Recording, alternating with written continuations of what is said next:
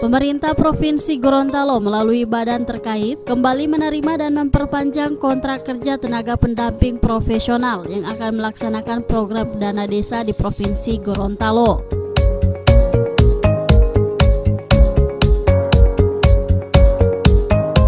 Dalam melaksanakan program tersebut, sedikitnya 365 tenaga pendamping profesional, masing-masing tenaga ahli kabupaten, pendamping desa dan pendamping lokal telah menandatangani kontrak kerja yang digelar di Gedung Ken Sumberia, Kota Gorontalo.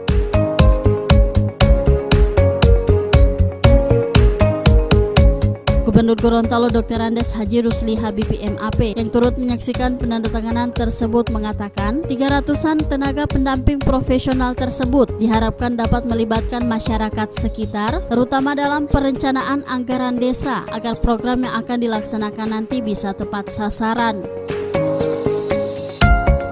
Buat perencanaan anggaran desa itu harus melibatkan sebanyak-banyaknya masyarakat. Agar apa? Agar program kegiatan yang mereka lakukan kena sasaran. Jangan karena maunya pendamping, karena hanya maunya para kepala desa pusat, itu akan berbenturan dengan kepentingan rakyat. Jadi sebanyak-banyaknya harus didapatkan dibicarakan dengan masyarakat. Kalau saya menyampaikan tadi bahwa di kita itu masih ada kurang lebih 58.000 rumah tangga tambah ini harus kita bangun. Nah, pemerintah provinsi itu hanya mampu paling maksimal 1.000 setiap tahun. Kalau 10 tahun kepemimpinan saya berarti kan cuma 10.000, masih ada 48.000. Nah, ini saya himbau agar tenaga profesional itu menyampaikan dan membuat program membangun mayani. Contohnya di satu desa ada mayani kurang lebih 100. Jadi kalau 100 setiap tahun saja mereka bangun 10, dan 10 tahun tuntas mayani anak desa. Jangan selalu menggantungkan ke provinsi, dan dana untuk desa itu boleh juga untuk dibangunkan mayani bagi masyarakat.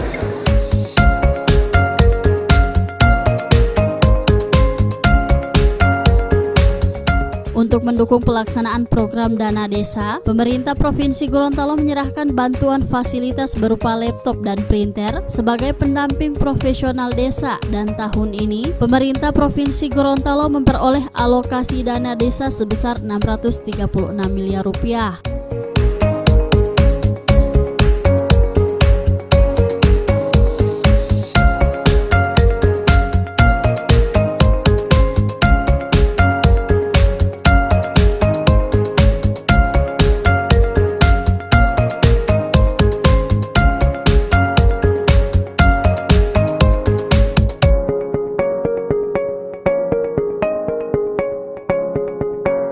Tim Liputan Advertorial Mimosa TV.